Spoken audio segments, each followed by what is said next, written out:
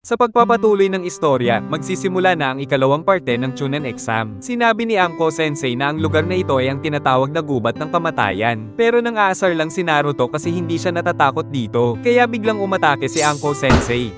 Sinabihan ni Sensei si Naruto na yung katulad niya ang unang namamatay sa exam na ito. Pero biglang may lumapit kay Sensei. Inabot ng babae yung kunay na binato niya. Napansin din ni Anko na ramdam yung pagkauhaw ng babaeng ito sa dugo. Binalahan ni Sensei yung babae na kung ayaw niyang mamatay, umalis na yung babae. Kinilabutan si Sakura dahil ang weirdo niya. Natuwa si Sensei dahil madaming mainitin ngayong exam na ito. Sa isipan ni Naruto ay mainitin din naman si Sensei. Biglang may linabas na papel si Anko Sensei. Ito ay isang waiver. Kailangan nilang pirmahan ito para walang pananagutan ng Konoha sa kanila kapag namatay sila sa exam na ito. Kakailanganin nilang mabuhay sa ikalawang exam na ito. Ipapaliwanag na ni Sensei yung pangalawang exam. May 44 na pasukan nitong kagubatan na ito. 10 kilometro ang layo ng lahat ng entrance papunta sa tore sa gitna. Magkakaroon sila ng labanan ng kalatas. Kailangan nilang makuha ang kalatas ng langit at lupa. 26 na team ang nakapasa sa unang exam. Kaya 13 kalatas ng langit at 13 kalatas ng lupa ang ibibigay nila. Tinanong ni Sasuke ang kondisyon para makapasa. Kailangan kumpleto ang team nila na makarating sa tore na dala ang kalatas ng langit at lupa. Ang time limit nila ay 5 araw. Nag-aalala si Choji dahil hindi sapat ang dala niyang pagkain pero pinaalala ni Sensei na kagubatan ito kaya mayaman ito sa pagkain. May mga hayop dito. Pero babala ni Kabuto na puno din ang kagubatan ng mababangis na hayop, nakakalaso na insekto, nakakalaso na halaman at iba pa. Hindi din sila basta makakatulog dahil sa mga kalabang ninja. Pwede silang masugatan sa labanan sa kalatas kaya natanong ni Shikamaru kung pwedeng sumuko na lang sa kalagitnaan ng exam. Hindi sila pwedeng sumuko. Kailangang nasa loob sila ng kagubatan ng 5 araw. Ipapaliwanag naman ni Sensei ang kondisyon para ma-disqualify. Una ay kapag hindi sila makakapunta sa tore na dala ang 2 kalatas at hindi nakaabot sa time limit. Pangalawa ay kapag may miyembro ng team nila na namatay o kaya hindi na makagalaw. Wag na wag din nilang titingnan ang laman ng kalatas hanggat hindi pa sila nakakarating sa tore. Anong mangyayari kapag binuksan nila ito, tanong ni Naruto. Malalaman din nila, ika ni Sensei. Sinusubukan din kasi ng exam na ito kung gaano sila maaasahan sa pagdala ng mga sikretong dokumento. Utos ni Anko Sensei na ipasa sa kanila ang waiver kapag tapos na silang mag-fill up nito. Dito din nila ibibigay ang kanilang kalatas. Ang huling payo niya ay huwag silang mamatay. Habang naglalakad si Sakura ay nagkasalubong sila ni Ino. Naglalaitan na naman silang dalawa, pero ininggit ni Sakura si Ino na makakasama niya si Sasuke ng 5 araw. Kaya lalong tumindi ang asaran nila. Hindi makapaniwala sila Shikamaru sa kanilang dalawa. Si Naruto ay nakita si Hinata. Sobrang nahihiya si Hinata. Sa isipan ni Naruto ay napaka-weirdo ni Hinata. Nakita ni Hinata yung sugat ni Naruto kanina, kaya sinubukan niyang iabot yung lunas kay Naruto pero umalis na si Naruto at hindi siya napansin. Oras na para ipasa ang waiver at kunin ang kalatas nila. Lumapit na ang mga teams. Nakuha nila Naruto ang kalatas ng langit. Inutusan sila ni Sensei na pumunta na sa gate na itinakda para sa kanila at magsisimula na sila paglipas ng 30 minuto. Nandito na sila Naruto sa gate at ganado siya. At simula na. Ito yung team ng weirdong babae kanina at mukhang may binabalak sila. Lahat ng teams ay nakapasok na. May kanya-kanya silang stratehiya. Ang team naman nila Shikamaru ay medyo relax lang. Si Choji ay gutom na agad kahit 5 minuto pa lang ang lumilipas nang magsimula ang exam. Pero may napansin si Shikamaru kaya pinagtago agad niya sila. May dumating na ibang team sa lugar nila. Kinakabahan si Shikamaru dahil baka makita yung potato chips ni Choji. Pero hindi ito napansin kaya ligtas na sila. May team ngayon na dumating at napansin nila yung team nila Kiba na nag-uusap sa gitna. Bukas na bukas sila. Nag-uusap sila na maglagay ng patibong malapit sa tore pero napansin na nila ang presensya ng mga kalaban. Minamaliit nila sila Kiba dahil nakalitaw lang sila at hindi man lang nagtatago. Pero alam na din nilang napansin na ang presensya nila. Ngunit pagtingin nila sa kakampi nila ay namumutla siya. May humihigop ng dugo niya at madami pang naglaglagan. Ito ang lumilipad na linta ng Konoha. Nararamdaman ng linta ang temperatura ng katawan. Kapag naramdaman nila ito ay sabay-sabay nilang aatakihin ang biktima nila. Hinanda na pala nila ang patibong na ito sa simula pa lang. Nahuli sila sa lambat nila. Sumigaw sila ng malakas at narinig ito nila Sakura. Medyo ninervyos si Naruto kaya gusto niyang umihi muna. Pero nagalit si Sakura kasi naman iihi si Naruto sa harapan pa ni Sakura. Kaya nagpunta sa damuhan si Naruto. Preskong-presko ang pakiramdam ni Naruto. Pero may napansin si Sasuke at inatake agad si Naruto. Hindi alam ni Sakura kung bakit nagawa ito ni Sasuke. Kahit si Naruto ay nalilito. Patuloy ang pag-atake ni Sasuke habang pilit na umiilag si Naruto. Sinabihan ngayon ni Sasuke si Sakura na tingnan mabuti si Naruto. Tinanong niya kung nasaan ang tunay na Naruto, pero hindi maintindihan ni Naruto kung anong sinasabi ni Sasuke. Nasaan na yung sugat niya sa pisngi niya kanina. Isa pa'y kailan pa naging kaliwete si Naruto. Tumigil na siya sa pagpapanggap. Kapag sumuko sila at binigay ang kalatas nila, bubuhayin niya sila. Dahil walang balak sumuko si Sasuke ay sumugod na siya. Ginamit ni Sasuke ang Katon Phoenix Flower Technique. Dito niya ngayon nakita si Naruto kaya tinulungan niya siya agad na makawala sa pagkakatali. Pero naging bukas bigla si Sasuke sa atake dahil dito. Pagtingin niya ay may paper bomb pala ang mga kunay. Linikuran siya ngayon ng kalaban.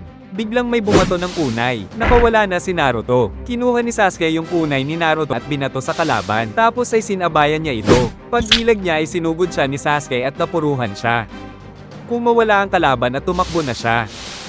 Dahil sa pangyayaring ito ay pinag-uusapan nila na magkaroon ng password. Kapag nagkahiwalay sila, kailangan sabihin nila yung password para makumpirmang sila ngayon. Sinabi ni Sasuke ang napakahabang password, pero mukhang may nakikinig sa kanila. Nakabisado agad ni Sakura yung mahabang password pero hindi ito nakabisado ni Naruto. Napansin ito ni Sakura kaya nagpanggap na lang si Naruto na nakuha na niya ito. Sinabi ni Sasuke na siya na ang magdadala ng kalatas nila. Biglang nasugatan si Naruto. May napakalakas na hangin na dumirekta sa kanila. Ito yung team ng weirdong babae kanina. Nagawang makailag nila Sasuke at Sakura pero nag-ingat si Sasuke at tinanong ang password kay Sakura. Nagawang sabihin ni Sakura ang napakahabang password. Siya nga talaga si Sakura. Si Naruto din ay nakaligtas pero kailangan din niyang sabihin ang password. Nagawa namang sabihin ni Naruto ang mahabang password kaya nakahinga ng mabuti si Sakura at ngumiti si Sasuke. Sabay inatake niya si Naruto. Nagulat si Sasuke kasi nakailag si Naruto sa atake niya. Pero hindi alam ni Sakura kung bakit ginagawa ni Sasuke ito kahit nasabi naman ni Naruto ang password. Yun nga ang problema. Kung siya ang tunay na Naruto, hindi niya masasabi ang mahabang password dahil tanga siya. Isa pa ay ibang-iba ang galaw niya kumpara kay Naruto. Kaya tumigil na siya sa pagpapanggap. Yung babae kanina. Nagtataka siya kung bakit mahabang password ang pinili niya kung alam pala niyang hindi ito makakabisado ni Naruto. Alam kasi ni Sasuke na nakikinig siya habang nasa ilalim ng lupa kaya sinadya niyang iparinig sa kanya yon. Humanga yung babae kay Sasuke. Si Naruto naman ay hindi pala nakailag. Habang hinahanap niya sila Sasuke ay may malaking ahas sa harapan niya. Sinugod siya ng ahas. Sinubukan niyang tumakas pero pinuluputan agad siya nito at kinain. Balik kila Sasuke ay pinakita ng babae na nasa kanya ang kalatas ng lupa. Ito ang kailangan nila Sasuke. Alam ng babae na nasa kanila ang kalatas ng langit pero bigla niyang linunok ito. Tumitig siya kila Sasuke at biglang nakita nila na sugatan at mamamatay sila. Ilusyon lang pala ang nakita nila. Iniisip ni Sasuke na genjutsu ito. Nasuka si Sasuke sa takot, ngunit hindi ito genjutsu. Knowledge up lang nila ang kakilakilabot na aura niya. Sobrang natakot si Sasuke at si Sakura. Gusto nang tumakas ni Sasuke. Si Naruto naman ay pilit na gumagawa ng paraan para makalabas sa ahas. Napansin niya na naluso sa asido ang pagkain niya. Ito rin ang mangyayari sa kanya sa loob ng ahas. Balik kila Sasuke ay hirap na hirap siyang gumalaw dahil sa takot. Pinipilit niyang gumalaw pero aatake na ang babae. Binato niya ng kunay si Sasuke. Si Naruto ay iniisip na mamamatay na siya dito kaya naalala niya ang mga taong importante sa kanya. Nung naalala niya si Sasuke ay bigla siyang nainis dahil hindi siya papayag na hindi pa niya natatalo si Sasuke. Hindi siya pwedeng mamatay dito. Balik kila Sasuke, nagawa pala niyang makatakas. Nasaksak ang hita niya dahil ginawa niya ito sa sarili niya. Para imbis na takot, napalitan ng sakit ang nararamdaman niya. Dito niya nagawang iligtas si Sakura at tumakas. Humanga ang babae kay Sasuke. Balik kay Naruto ay ginamit niya ang Kagebonshin technique times 2 times 2 times 2. Sa sobrang dami ng bonshin ni Naruto ay pumutok na lang ang ahas. Binatak ni Sasuke ang kunay sa hita niya at pinatahimik si Sakura dahil baka mahanap sila ng kalaban. Nagulat si Sakura dahil ngayon lang niya nakitang takot na takot si Sasuke. May ahas bigla sa likuran nila pero buti ay nakailag sila. Hinabol ng ahas si Sasuke pero nakita niya yung imahe ng babae sa ahas kaya sobrang natakot siya at dinipensahan ang sarili niya. Nagawa niyang talunin ng ahas, pero may nakita siya sa ahas. Lumabas yung babae sa loob ng ahas. Gumalaw siya ng parang ahas pa diretso kay Sasuke, pero biglang may umatake sa babae. Nandito na si Naruto at sinabi niyang nakalimutan niya ang password. Ngunit, nagalit si Sasuke dahil pasikat na naman si Naruto. Sobrang lakas ng kalaban nila kaya gusto niyang umatras na sila. Humanga kahit papaano ang babae kay Naruto. Balak ngayon ni Naruto na bugbugin itong babaeng ito. Takot pa din si Sasuke. Inalis niya ang Sharingan niya at inilabas ang kalatas nila. Susuko niya ito pero kapalit ay hayaan sana silang makatakas. Nagulat si Naruto sa ginagawa ginagawa ni Sasuke. Lohikal ang desisyon ni Sasuke ayon sa babae. Tulad ng ibon na kapag nasa panganib, isasakripisyo nila ang mga itlog nila para sila'y mabuhay. Kaya binigay na ito ni Sasuke, pero pinigilan siya ni Naruto. Sabay sinuntok niya si Sasuke. Hindi alam ni Sasuke kung bakit siya pinigilan ni Naruto. Tingin kasi ni Naruto ay impostor yung Sasuke na nasa harapan niya. Hindi maintindihan ni Sakura kung anong ginagawa ni Naruto. Pinagpipilitan ni Sasuke na siya ang tunay. Ang Sasuke na kilala niya ay hindi matatakutin. Paano siya nakakasiguro na kapag binigay niya ang kalatas ay papabayaan na sila ng kalaban? Umamin ng babae na tama si Naruto. Kung ang pakay talaga niya ay ang kalatas, pwede naman niyang agawin na ito at patayin sila. Bigla siyang nagpahid ng dugo pero sumugod agad si Naruto. Nag-summoning technique siya. May lumabas na ahas at sinugod agad si Naruto. Nagawang makailag ni Naruto. Sa isang lugar ay nandito ang mga nangangasiwa sa exam at may natagpuan silang 3 bangkay. Kamukha nito yung 3 na nasa exam ngayon, lalo na yung babae. Ipapaalam agad nila ito kay Anko Sensei. Nagpunta ang isang tauhan at nagulat siya kay Sensei. Gusto niyang puntahan ni Sensei yung mga bangkay. Kumpirmado sa ID nila na sila yung 3 nakarehistro mula sa Grass Village. Isa pa'y tinanggal din ang mga mukha nila. May ideya na si Anko Sensei kung sino ito. Teknik ito ng isang lalaking kilala niya. Hindi niya alam kung bakit nandito siya at anong pakay niya. Kinilabutan si Sensei dahil nung inabot ng weirdong babae yung kunay niya, siya na pala yun. Dali niyang inutusan sila na sabihan ng Hokage at pinapunta ang mga Anbo. May isang delikadong lalaki ang nagbalik sa bayan ng Konoha. Sumugod uli ang ahas at tinamaan si Naruto.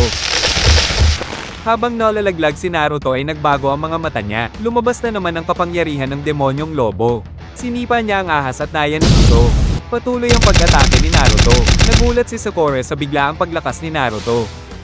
Pero biglang umatake ang babae at tinamaan si Naruto. Nagulat din si Sasuke sa paglakas ni Naruto. Alam ng babae ang tungkol sa demonyong lobo. Balak na niyang sugurin si Sasuke. Si Anko Sensei naman ngayon ay nagmamadali para pigilan ang taong ito. Balik kila Sasuke ay nagawang pigilan ni Naruto ang ahas. Tinanong niya kung okay lang si Sasuke. Tinawag niyang duwag si Sasuke. Nakabawi na siya kay Sasuke. Naalala niya yung sinabi niya kay Naruto sa misyon nila kay Zabuza noon. Hindi siya ang Sasuke na kilala niya. Biglang pumulupot ang dila ng babae at nahuli si Naruto. May gagamitin siyang teknik kay Naruto dahil sa demonyong lobo. May lumabas na seal sa tiyan ni Naruto. Ginamit ng babae ang 5-pronged sealing. Dahil sa ginawa niya ay nawala na ang kapangyarihan ng demonyong lobo. Tingin niya ay nagsisimula ng magsama ng maayos ang chakra ni Naruto at chakra ng demonyong lobo kaya pinigilan na niya agad ito. Kinuha niya ang kalatas nila at hinagis si Naruto. Iniligtas agad siya ni Sakura. Tinatanong ni Sakura kung anong nangyari kay Sasuke. Nagalit siya kasi naiiba pala si Naruto sa kanya. Engot siya at pasaway. Pero hindi siya duwag. Naalala ni Sasuke ang kuya niya. Ang taong gusto niyang patayin. Sinabihan kasi siya ng kuya niya na kapag nasa panganib siya, kailangan niyang tumakbo. Kailangan niyang mabuhay para makapaghiganti sa kanya. Dito na natauhan si Sasuke. Natuwa bigla ang kalaban nila dahil tulad ito ng inaasahan sa isang Uchiha. Pinalis niya ngayon ang ahas. Gusto niyang subukan ng lakas ni Sasuke. Iniisip ni Sasuke na kung hindi niya kayang ibuwis ang buhay niya dito, hindi niya matatalo ang kapatid niya. Umatake na si Sasuke. Nagagawang makasabay ni Sasuke sa babae. Pero lalong pang binilisan ng kalaban. Ganun pa man ay nakikita siya ng Sharingan ni Sasuke. Ginamit niya ngayon ang fire technique niya. Pero patuloy ang pagsugod ng kalaban. Napansin na din ng kalaban na nababasa ni Sasuke ang mga galaw niya. Umatake uli ang kalaban. Pero nakaganti ng atake si Sasuke. Nahuli niya ang kalaban at idinikdik ang ulo niya. Gayunpaman ay gumagalaw pa din siya. Kawarini technique lang pala ito. Pinaulanan siya ng mga kunay pero nagawang makailag ni Sasuke. Inaabangan pala siya dito ng kalaban.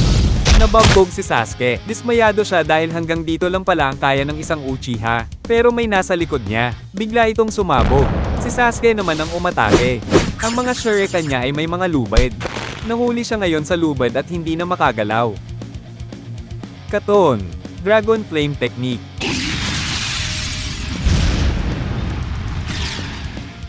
Pagod na si Sasuke, pero nakagalaw pa din ang kalaban nila at nakawala sa mga lubid.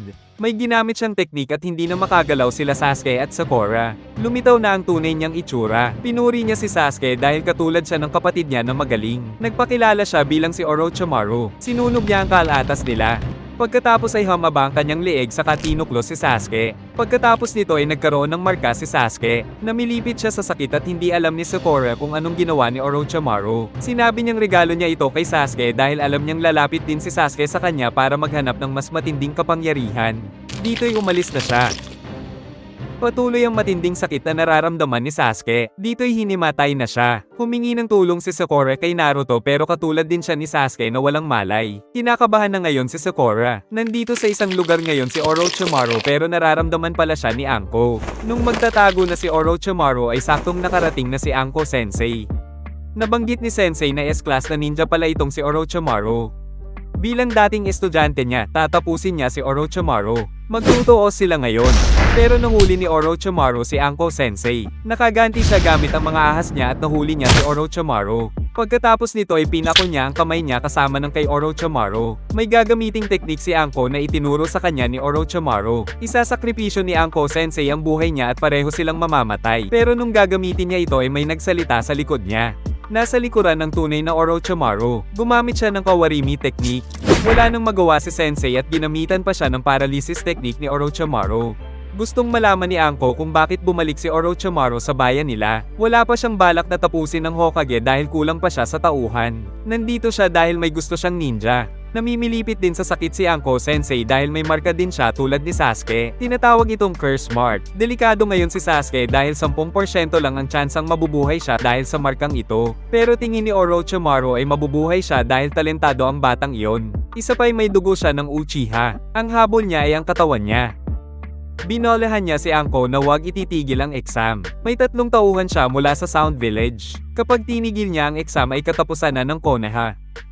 Nandito naman ngayon sila Neji at nagpaplano sila na ngayon na umatake dahil lahat ng mga teams ay nagpapahinga ngayon. Pero kakalap muna silang 3 ng impormasyon ng magkakahiwalay pagkatapos ay babalik silang 3 dito. Nagsialisa na sila. Inaalagaan ngayon ni Sakura si Sasuke at Naruto. Kailangan din niyang protektahan sila. Pabalik na ngayon si Anko Sensei para sabihan ng Hokage pero may problema. Napapalibutan siya ng mga malaking tigre. May umatake sa mga ito. Hindi din sila makagalaw dahil sa paralysis technique. Nandito na ang mga Anbo. Binubuo sila ng pinakamagagaling na ninja ng Konoha. Biglang namilipit sa sakit si Anko tulad ni Sasuke dahil ito sa marka sa leeg niya. Balak nila ngayong puntahan agad ang Hokage para epaalam ang tungkol kay Orochimaru. Balik kila Sakura ay nandito na ang ninja mula sa Sound Village. Sila ang mga tauhan ni Orochimaru. Ang pakay nila ay si Sasuke at aatake sila kapag lumiwanag na. Wala na silang pakialampa sa dalawang iba kaya tatapusin na lang nila sila. Nag-scout ngayon si Rock Lee. Patuloy ang pag-aalaga ni Sakura kila Sasuke. Kaso hindi siya pwedeng makatulog dahil kailangan niyang bantayan sila sa mga kalaban. Pero bigla siyang napapikit. Nagising na si Naruto, pati si Sasuke. Sobrang saya ni Sakura pero biglang nakita niya si Orochimaru. Sumugod na naman si Orochimaru. Binolehan niya sila Sasuke pero hindi siya naririnig. Panaginip lang pala ito pero may liwanag na. May gumagalaw sa likod ni Sakura at kinakabahan na siya. Isa lang pala itong Weasel. Biglang dumiretso sa kanya ang Weasel kaya inatake ito ni Sakura. Kaya tumakbo na ito. Tingin ng mga taga Sound Village ay baka napansin ni Sakura yung paper bomb na nakalagay sa hayop. Tingin ni Dos ay hindi ito napansin ni Sakura kaya lalapit sila ngayon. Si Rock Lee naman ay nakakita ng mga dahon na nalalaglag. Balak niyang kunin ang lahat ng 20 dahon. Parang she loves me not. Kapag nakuha niya ang lahat ng dahon, magugustuhan siya ni Sakura. Sinimulan na niya ito. Nakuha niya ang 19 pero tumama siya sa isang sanga. Hahabulin niya ngayon ang panghuli pero nakita niyang nasusunog yung Weasel. Pinuntahan agad niya ito at buti ay natanggal niya ang paper bomb. Puputok kasi ito paglipas ng nakatakdang oras. Si Neji naman ay nahuli sila Shikamaru. Balak nila ngayong gamitin ang pangalawa nilang stratehiya. Lumitaw sila ngayon na todo puri kay Neji. Binobola nila ngayon siya dahil siya ang number 1 rookie last year. Balak din niyang gamitin ang ganda niya. Pero hindi interesado si Neji sa kanya kaya inis na inis si Ino. Hindi na sila gagalawin ni Neji dahil ma-pride siya. Tingin niya ay katawa-tawa siya kung aagawin niya ang kalatas ng mahina. Kaya nagtago na uli sila Shikamaru. Gusto ngayon ni Ino na maghanap ng mas mahinang timpa sa kanila at agawin ang kalatas nila. Pero nainis si Shikamaru kay Ino dahil hindi man lang niya alam na isa sila sa mga mahihinang team dito. Balik kila Sakura ay nagpakita na ang mga ninja sa Sound Village. Tinanong ni Sakura kung anong plano nila at alam niyang alagad sila ni Orochimaru. Nagulat sila Dos pero mainit si Zako at gusto nang umatake. Pinigilan siya ni Dos dahil napansin niya na kakaiba ang damo. Pansin na parang kakahukay pa lang nito. Kaya pala niya inatake yung weasel kanina ay para hindi ito mahulog sa patibong na nilagay niya. Sumugod na sila ngayon pero meron pang inihanda si Sakura. Tatamaan sila ngayon ng patibong pero madali lang niyang binasak ito. Bukas na ngayon si Sakura. Pero biglang may gumamit ng Konoha Senko. Sakto ang dating ni Rock Lee. Nagtataka si Sakura kung bakit nandito si Rock Lee kasi sa exam na ito, magkalaban sila. Pinaalala ni Rock Lee yung sinabi niyang poprotektahan niya si Sakura hanggang sa huling hininga niya. Nasabi niya ito kay Sakura pagkatapos niyang mag-aya na mag-date sila. Napakasaya ni Rock Lee kasi alam niyang sobrang cool niya ngayon sa harap ni Sakura. Susugod na ngayon si Dos. Alam niyang magaling sa taijutsu si Rock Lee. Sumugod na siya. May binunot si Rock Lee sa ilalim. Kumuha siya ng ugat ng puno para salagin ang atake ni Dos. Alam niyang may kakaiba sa teknik ni Dos kaya nag-iingat siya. Kilay Shikamaru naman ay pinag-uusapan nila na yung team nila Naruto ang mas mahina sa kanila. Pero nagalit si Ino kasi nandun si Sasuke my loves niya. Naiinis si Shikamaru dahil hindi man lang pwedeng magsalita ng negatibo si Shikamaru dahil fangirl ni Sasuke itong si Ino. Habang kumakain si Choji ay natanong niya na tombe sila Sasuke at Naruto. Umakyat sila Shikamaru para kumpirmahin. Sa team ni Neji, hindi pa nakakabalik si Rock Lee kaya hahanapin nila ngayon si Rock Lee. Naalala ni Neji yung training ng team nila. May tinurong teknik si Guy Sensei na si Rock Lee lang ang nakakuha. Tinawag niya itong Lotus. Pero ito'y ipinagbabawal na teknik. Kapag ginagamit kasi ito ay sobrang nasa sagad ang muscle ng gumagamit nito. Ang normal kasing nagagamit na muscle ng tao ay 20%. Pero nagagamit ang 100% ng muscle kapag ginamit ang Lotus kaya masisira ang muscle sa katawan. Kaya may isang kondisyon lang kung kailan niya pwedeng gamitin ang teknik na ito. Pasok na ang sitwasyon na ito sa kondisyon na iyon, kapag kailangan niyang protektahan ng taong importante sa kanya. Pagsugod ni Dos ay nawala si Lee. Sinipa niya papataas si Dos at linikuran. Ito yung teknik dapat na gagamitin niya kay Sasuke. Binalot na niya si Dos sa benda at ibabagsak sa lupa, primary Lotus. Pero may ginawa si Zaku. Hindi napuruhan si Dos dahil lumambat ang lupa. Nararamdaman na ngayon ni Rock Lee ang side effects ng Lotus. Si Dos naman ngayon ang aatake. Nakailag si Lee pero may nangyari sa kanya. Nahihilo bigla si Lee. Biglang nagsuka si Lee at dumugo ang tenga niya. Ibinunyag na ni Dos ang sikreto ng teknik niya. Ito ay tunog. Paano ba nagagawa ang tunog? Ito'y sa pamamagitan ng vibration. Yung vibration na iyon ang nasa sagap ng tenga. Mababasag ang eardrums kapag lumagpas sa 150 MHz ang nasagap nito. Isa pa ay kapag naabot ang kanal sa loob nito ay mawawala sa balanse ang tao. Pinaliwanag naman ni Zaku na gumamit siya ng malakas na air pressure para palambutan ang lalapagan ni Dos. Naiinis si Lee dahil yung teknik na tinuro ni Guy Sensei ay hindi niya nagamit ng maayos. Biglang dumiretso si Dos kay Sakura. Sinubukan pa din ni Lee na tumulong pero wala na talaga siya sa balanse. Umatake uli si Dos. Napapalakas nito ang tunog ng todo. Isa pa ay kaya niyang kontrolin ang direksyon ng sound waves gamit ang chakra niya. Hindi na ito kinaya ni Lee. Nung tatapusin na siya ni Dos ay pinigilan siya ni Sakura. Nakarating na din ang team nila Shikamaru. Tinanong ni Shikamaru kung anong gagawin nila. Nasa panganib si Sakura. Pinaalala niya na matalik na magkaibigan sila nung bata pa sila. Nagka-flashback bigla si Ino. Nalaman ni Sakura na gusto din pala ni Ino si Sasuke. Dito natapos ang pagkakaibigan nila at naging magkaribal na sila. Wala silang magagawa dito ika ni Ino. Umatake uli si Sakura pero pinalipad lang ni Zaku ang mga shuriken gamit ang air pressure. Linapitan siya ni Kin at hinawakan ng buhok niya. Galit siya kasi ang ganda ng buhok ni Sakura. Ninja siya pero may oras pa siya para magpa-parlor. Bakit hindi na lang siya mag-training? Naiinis ngayon si Sakura sa sobrang kahinaan niya. Balak nilang patayin na si Sasuke. Linabas ngayon ni Sakura ang kunay niya at may pinaplano siya. Bigla na lang niyang pinutol ang buhok niya para makawala kay Kin. Lagi na lang kasi siyang pinoprotektahan nila Sasuke at Naruto. Tapos lalo pa silang lumalakas at naiiwan na siya, kahit si Rock Lee. Kaya oras naman ngayon para siya ang poprotekta sa kanila. Aatakihin na siya ni Kin pero alam ni Zaku yung hand sign at teknik na gagamitin ni Sakura. Pag-atake ni Kin ay kawarimi teknik pala ito. Nabasa siya ni Zaku. Patuloy ang pagsugod ni Sakura. Pero gagamitin uli niya ang kawarimi teknik. Nasa ere na si Sakura. Gagamitin na naman niya ang kawarimi teknik. Binato siya ng kunay ni Zaku at tingin niya'y kawarimi teknik uli ito.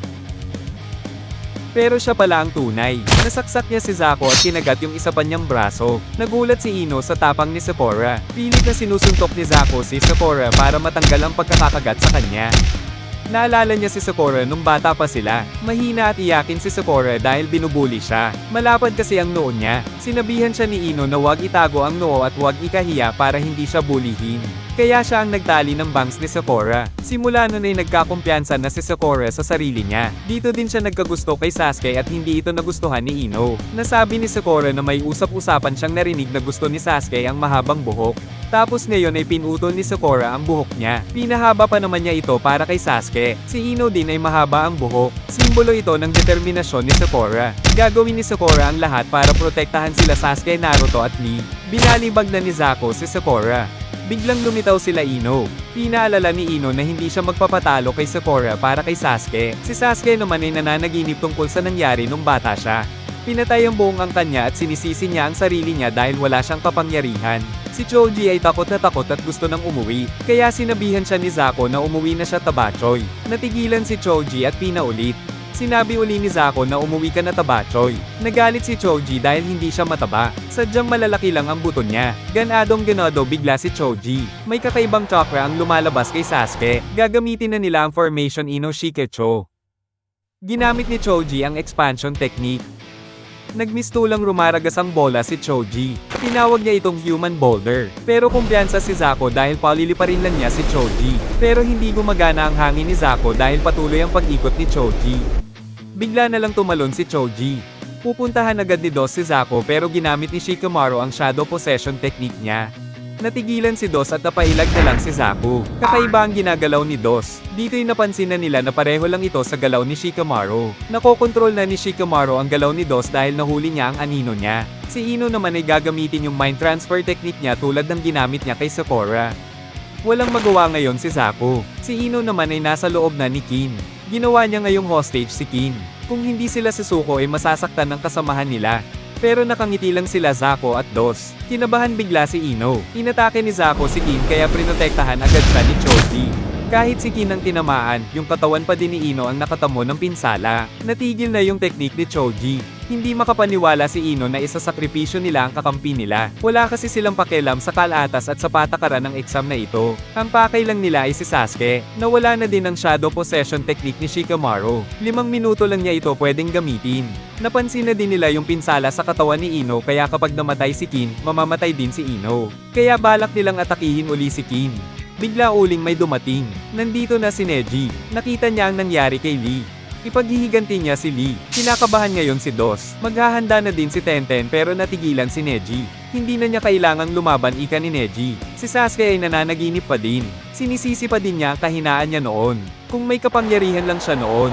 Nakabangon na pala si Sasuke at nababalot siya ng kakaibang chakra. Natatakot si Sakura sa nakikita niya. Tinanong ni Sasuke si Sakura kung sinong may gawa nito sa kanya. Ramdam na ramdam ngayon ni Sasuke ang matinding kapangyarihan. Nabubuhay lang siya para maghiganti. Gagawin niya ang lahat para magkaroon ng kapangyarihan. Kahit ibenta pa niya ang kaluluwa niya sa demonyo. Nagulat si Dos na meron palang curse mark si Sasuke. Nagawa din niyang mabuhay kahit 10% lang ang tsansang mabubuhay siya sa sumpang ito. Mapang-asar na sinabi ni Zaku na siya ang may gawa. Sinabihan ni Shikamaru si Ino na bumalik na sa katawan niya. Baka madamay pa siya. Lalo pang kumakalat ang curse mark at nararamdaman na ni Dos ang napakalaki niyang chakra. Aatake na si Zaku pero pinigilan siya ni Dos. Sobrang lakas ng hangin na pinakawalan ni Zaku. Nagkapira-piraso na si Sasuke. Pero yun ang akala niya. Lipad si Zaku sa lakas ni Sasuke. Ginamit niya ang Katon Phoenix Fire technique niya. Nawala ang apoy pero may mga shuriken pala ito. Tinamaan si Zaku. Sobrang bilis ni Sasuke at ngayon ay hawak na niya ang dalawang braso ni Zaku. Matindi ang balak ni Sasuke sa mga braso ni Zaku. Binali niya ito. Si Dos naman ang sunod. Hindi na ito ang Sasuke na nakilala niya. Kaya tumakbo si Sakura para pigilan siya. Pinakiusapan siya ni Sakura na tumigil na. Umatras na yung curse mark ni Sasuke at ligtas na si Dos. Ibibigay ni Dos ang kalatas ng lupa sa kanila pero kapalit nito ay hiniling niyang hayaan silang makatakas. Aalis na sila pero sa susunod na pagkikita nila ay hindi sila aatras. Tinanong ni Sakura kung sino si Orochimaru. Sinabi lang ni Dos na napag-utusan lang sila na tirahin si Sasuke. Hindi maintindihan ni Dos kung anong nasa isip ni Orochimaru. Siya ang unang nakalapit kay Sasuke pero inutusan sila na patayin din si Sasuke. Umalis na sila. Si Neji naman ay nagulat sa lakas ni Sasuke. Pinarkahan na niya ngayon si Sasuke. Si Naruto ay mukhang okay na at nananaginip tungkol kay Sakura. Si Sasuke naman ay hindi alam kung anong nangyari sa kanya. Sumugod si Orochimaru at delikado si Naruto. Panaginip lang pala niya ito. Nakita niya sila Sasuke at Rock Lee. Pinag-iingat niya sila dahil kay Orochimaru. Wala siyang kaalam-alam sa nangyari, kaya naiinis na sila sa kanya. Napansin agad ni Naruto yung nangyari sa buhok ni Sakura. Sinabi lang ni Sakura na gusto lang niyang baguhin ang imahe niya. Nagtataka din siya kung bakit nandito sila Shikamaru. Hanga si Ino kay Sakura dahil ayaw niyang sabihin ang tunay na nangyari para hindi mag-alala si Naruto. Sabi naman ni Tenten na siya na ang bahala kay Rock Lee. Bigla niyang kinalog-kalog si Lee. Nagising na si Lee. Nagpaliwanag siya na prinotektahan kasi niya si Sakura. Nakita siya ni Naruto at inasar na kapal kilay. Nagalit si Sakura sa ginawa ni Naruto. Walang kaalam-alam si Naruto at tingin ni Shikamaru, imposible na si Naruto ang tipo na magiging bida sa isang istorya. Nagpasalamat si Sakura kay Rock Lee sa pagtulong sa kanya. Pinuri ni Rock Lee si Sasuke dahil tinalo niya yung mga taga Sound Village. Malakas talaga siya. Si Sasuke naman ay nagulat dahil hindi niya akalain na malakas pala yung tatlong yun para magulpi ng ganito si Rock Lee. Tapos tinalo lang niya sila. Grabe pala yung kapangyarihan niya. Nangako si Rock Lee na sa susunod ay mas lalakas pa siya. Bad trip si Naruto. Si Ino naman ay gustong ayusin ang buhok ni Sakura.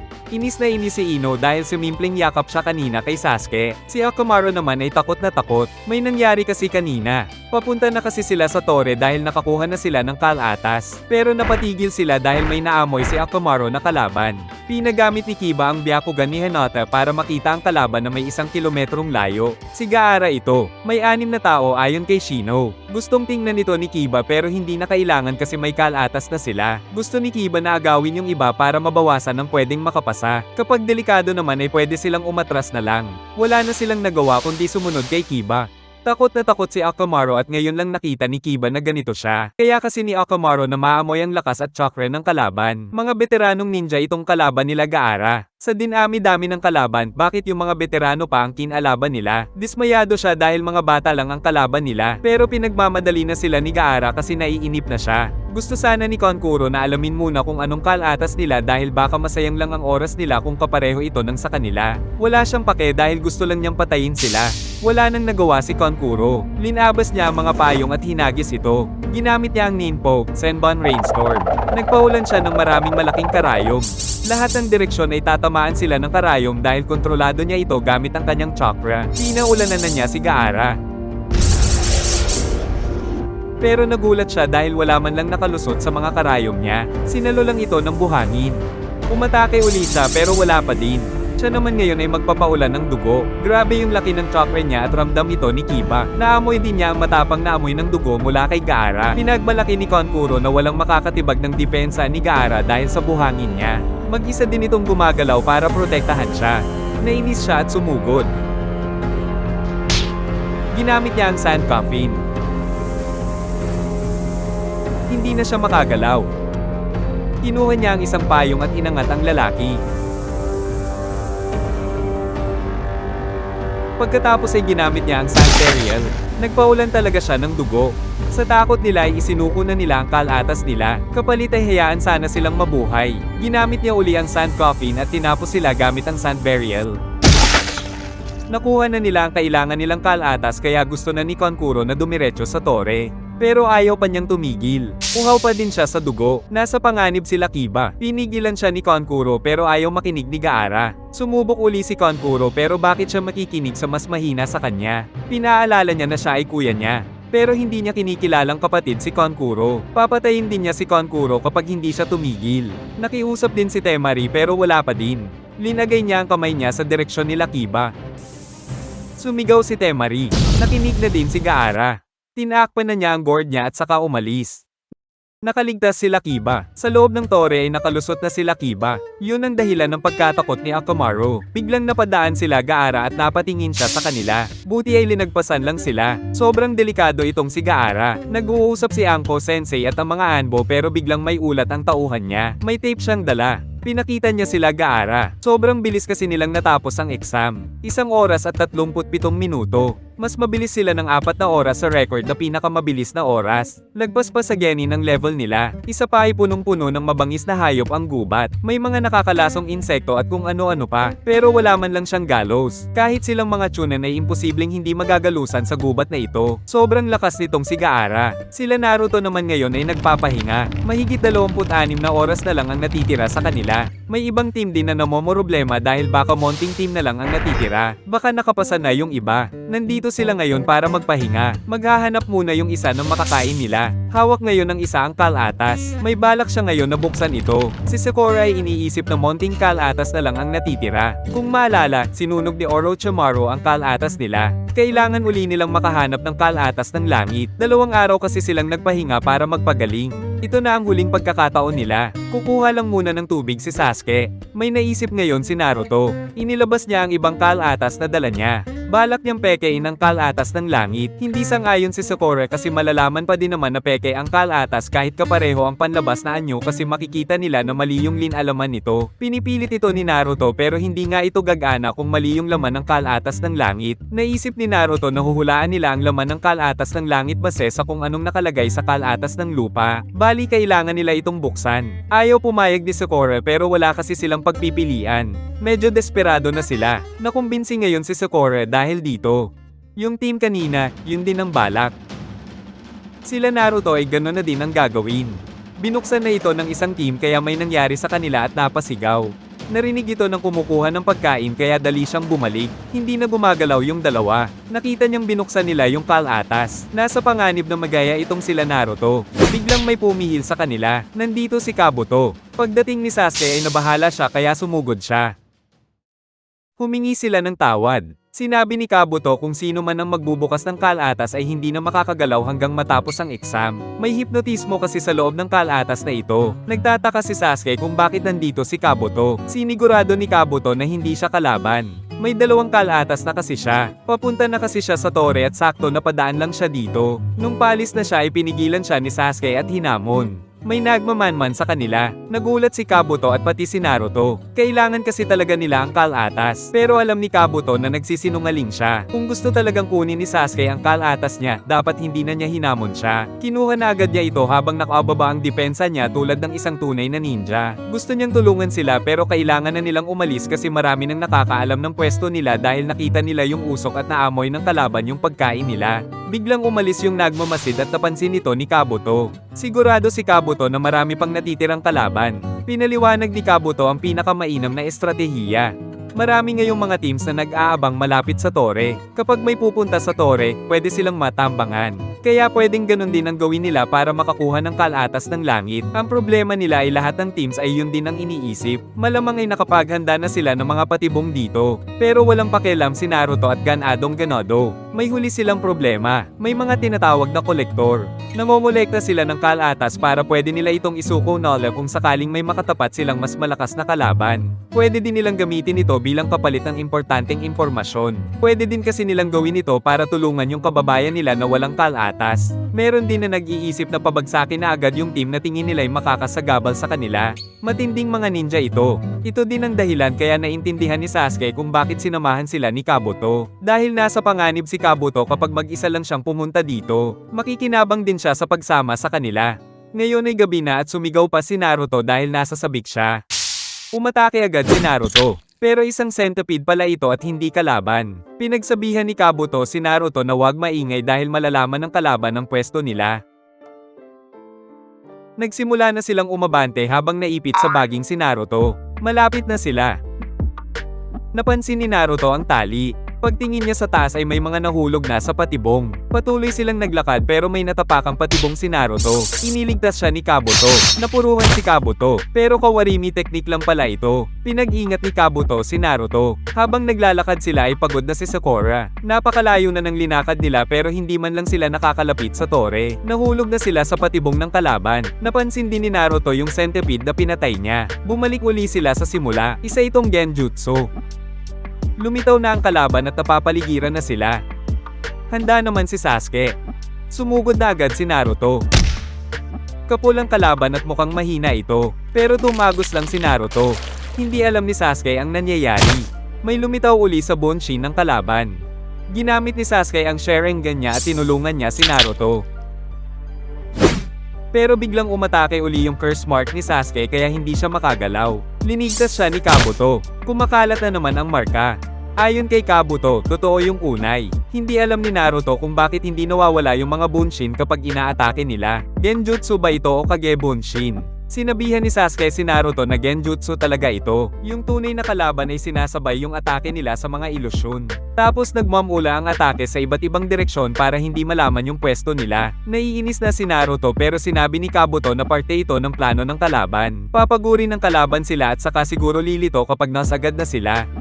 Patuloy na sinasabay ng tunay na kalaban yung atake nila sa mga ilusyon. Napapagod na din sila. Gusto nang sumabay ni Naruto gamit ang Kage Bunshin niya pero pinigilan siya ni Kabuto. Masasayang lang kasi ang chakra niya. Balak ni Naruto na sabay-sabay na wasakin ng mga ilusyon. Habang nagre-regenerate ang mga ilusyon, hindi pwedeng basta-basta umatake ang tunay dahil malalaman ang posisyon nila. Sumugod na si Naruto. Dahil dito ay wala na silang magagawa kundi tulungan si Naruto. Nagpatuloy sila hanggang may liwanag na. Pagod na sila. Ito na ang inaantay na pagkakataon ng mga kalaban. Tinanggal na nila ang genjutsu at nagpakita na sila. Siya yung unang kalaban na nakaharap nila. Pero biglang ngumiti si Naruto. Nalinlang ang mga kalaban. Lumabas sila Kabuto, Sakura at Sasuke sa likod nila. Tinanggal na ngayon ni Naruto ang palat anyo ng mga Kage Bunshin niya. Paliwanag ni Sasuke na nung nagkage Bunshin si Naruto, dun sila nagtago at yun din ang oras na gumamit ng palat anyo si Naruto. Napaluhod na si Naruto sa pagod. Ang dami na kasi niyang chakrang nagamit kaya pinagpapahinga na siya ni Sasuke. Pero ayaw ni Naruto. Hindi papayag si Naruto na maaga ni Sasuke ang tagumpay niya. Sa loob-loob ni Sasuke ay humanga siya kay Naruto dahil malaki na ang inilakas niya. Si Sakura din at Kabuto ay nagulat. Kahanga-hanga ang dami ng chakra ni Naruto. Tingin ni Kabuto ay mas lalakas pa si Naruto kung kaya niyang kontrolin ng maayos ang chakra niya at hindi magsasayang ng maraming chakra. Pero hindi pa tapos ang kalaban.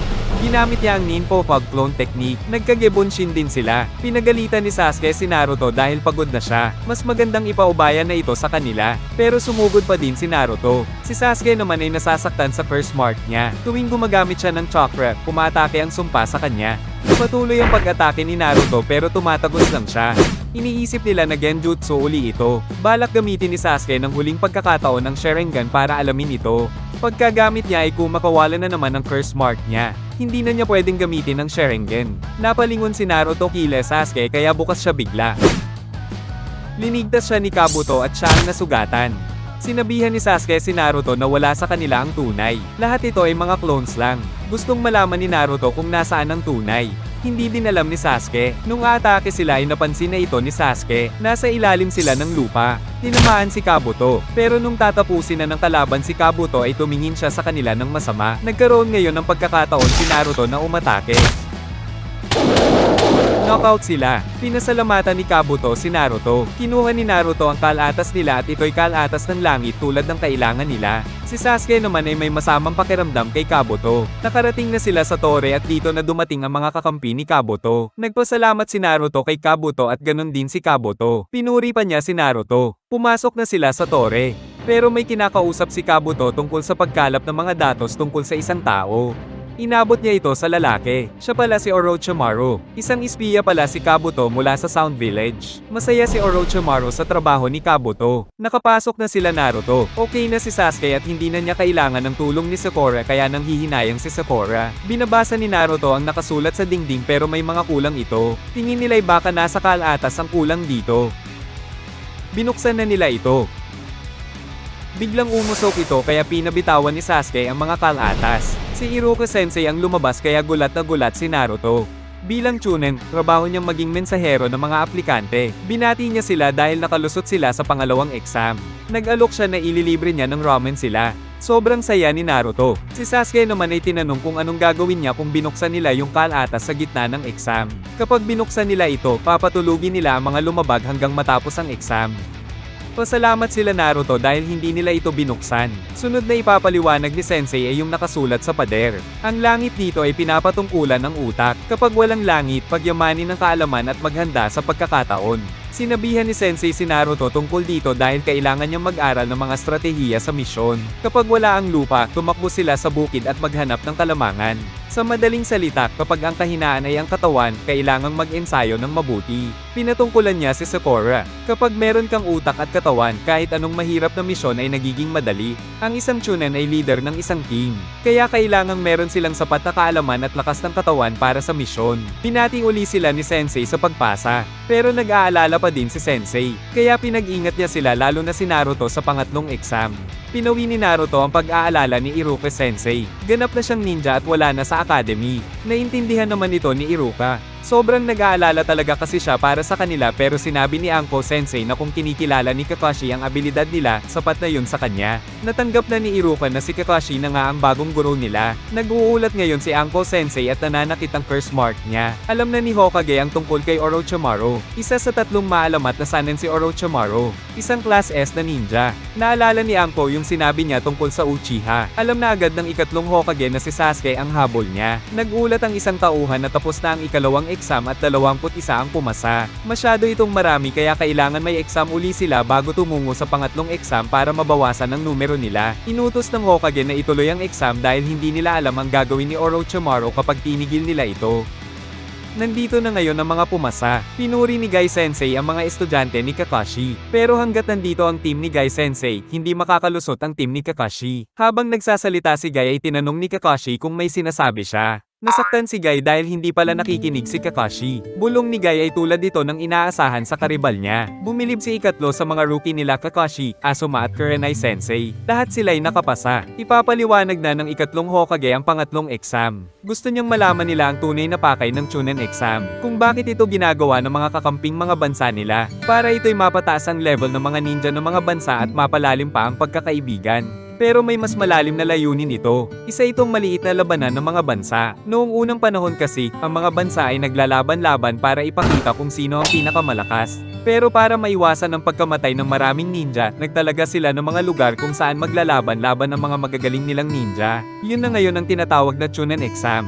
Pero anong dahilan para maglaban-laban sila, tanong ni Naruto. Pipili naman talaga sila ng magiging Chunin dito. Pero isa din itong lugar para maipakita ng ninja ang lakas ng bansa nila. Dala nila ang pride ng bansa nila at maipapakita nila kung gaano sila kalakas. Importante kasi ito dahil bibisita ang mga feudal lords ng iba't ibang mga bansa. Sila din kasi ang dahilan kung bakit may mga trabaho silang mga ninja. Sila mismo ang kumukuha sa serbisyo ng mga ninja. Kaya kung kukuha sila ng ninja, gusto nila yung mula sa malakas na bansa. Kaya manonood sila ng mga labanan sa Chunin exam. Ang bansang maganda ang ipapakita, siguradong uulanin ng maraming trabaho mula sa kanila. Yung mahinang bansa ay hindi masyadong makakakuha ng trabaho. Pero bakit kailangan nilang ibuwis ang buhay nila, tanong ni Kiba. Ang tunay na lakas kasi ng ninja ay lumalabas kapag nasa panganib ang buhay nila. Yung lakas na ito ay makikita ng lahat habang daladala nila ang pangalan ng bansa nila. Naiinip na si Gaara kaya gusto niyang malaman ang tungkol sa pangatlong exam. Tinawag ni ikatlo ang magpapaliwanag nito. Siya si Hayate Gecko. Pero bago magsimula ang pangatlong exam,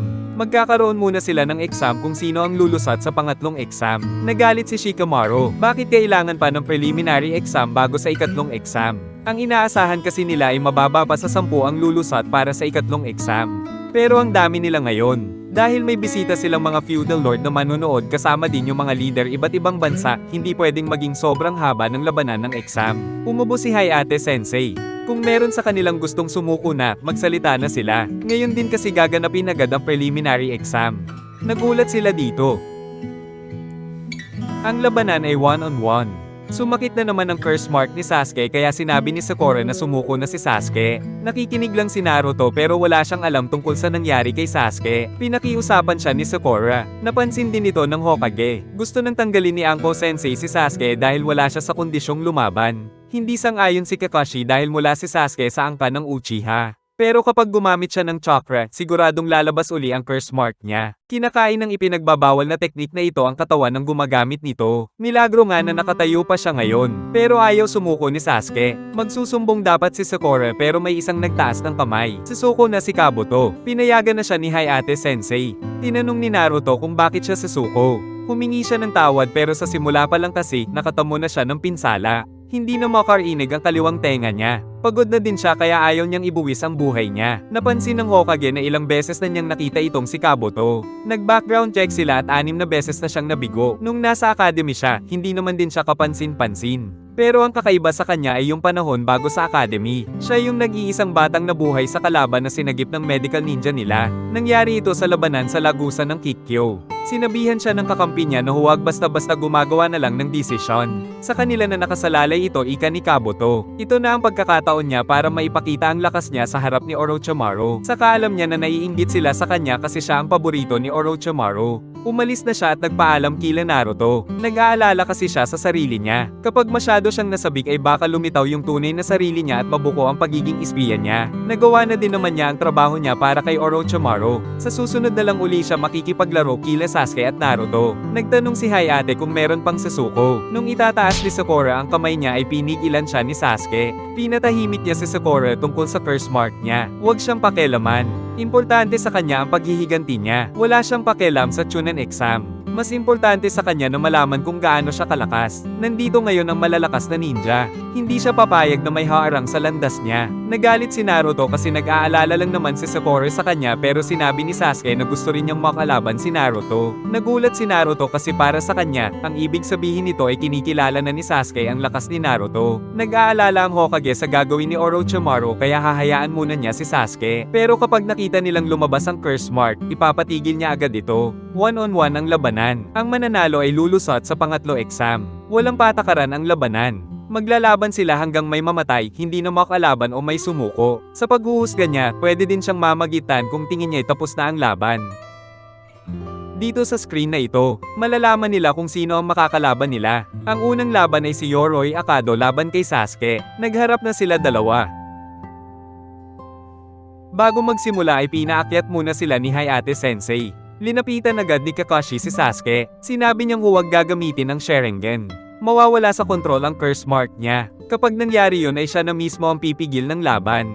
Walang magagawa si Sasuke dito. Hindi siya makakagamit ng kahit anong teknik sa laban na ito. Interesado talaga si Orochimaru kasi espesyal ang abilidad ni Yoroi. Pero kumpiyansa pa din siya. Umpisa na ng laban. Naglabas ng chakra si Yoroi. Umatake agad si Yoroi. Ibinalik ito ni Sasuke pero nanakit agad ang curse mark niya. Nagkaroon ng pagkakataon si Yoroi. Pero nakakontra-atake agad si Sasuke. Nahuli niya sa arm lock si Yoroi. May ginawa bigla si Yoroi sa kamay niya. Pagkatapos ay nanghina si Sasuke. Sinaktan siya ni Yoroi at nakawala. Sumugod uli si Yoroi at walang nagawa si Sasuke. Alam na ni Sasuke na nanghihigop si Yoroi ng chakra. Nanghihina na si Sasuke sa kakahigop ni Yoroi. Planado ni Orochimaru ito para maubos ang chakra ni Sasuke at mapilitang gamitin ang curse mark niya. Pero nagawa pa niyang sipain si Yoroi. Sumugod na uli si Yoroi. Todo ilag si Sasuke. Nanghina uli si Sasuke.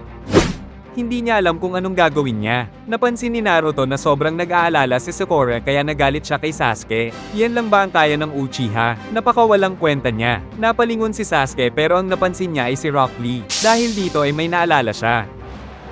Sumugod uli si Yoroi. Iniisip ni Hayate na itigil na ito. Nawala si Sasuke.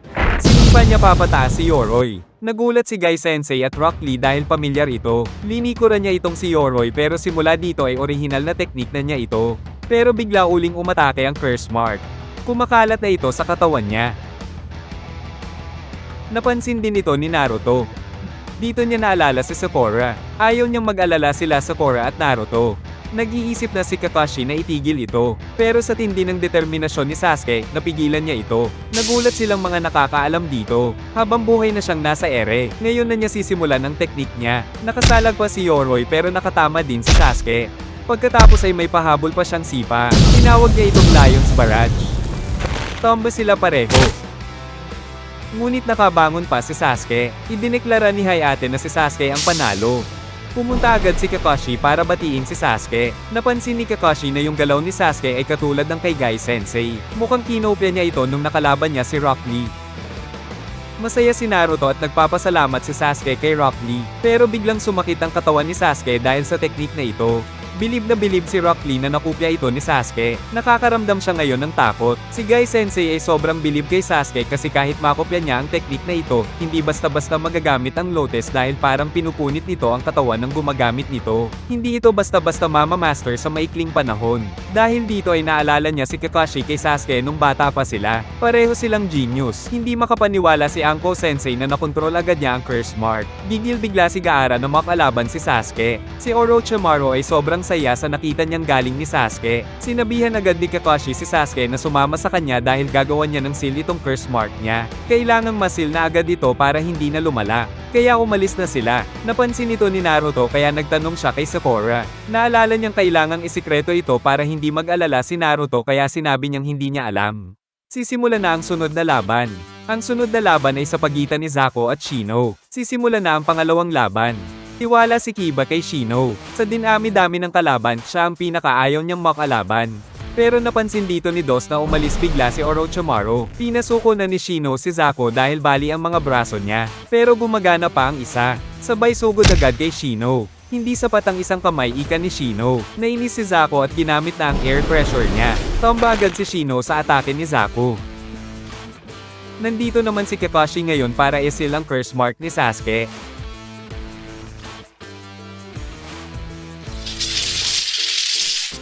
Natapos na ang sealing. Hindi na ito kakalat dahil sa seal. Pero nakadepende ang lakas ng seal nito sa lakas ng kanyang pagtitiwala sa sarili niyang lakas. Kapag nagkaroon ng pagkakataon na wala na siyang tiwala sa lakas niya, hindi nagagana ang seal na ito. Pagbagsak ni Sasuke ay may biglang nagsalita sa likod niya. Nandito si Orochimaru at kinamusta niya si Kakashi. Nagulat si Kakashi sa paglitaw ni Orochimaru. Anong mangyayari kay Kakashi Sensei? At dito nagtatapos ang ating recap. Please like and subscribe mga kapatid.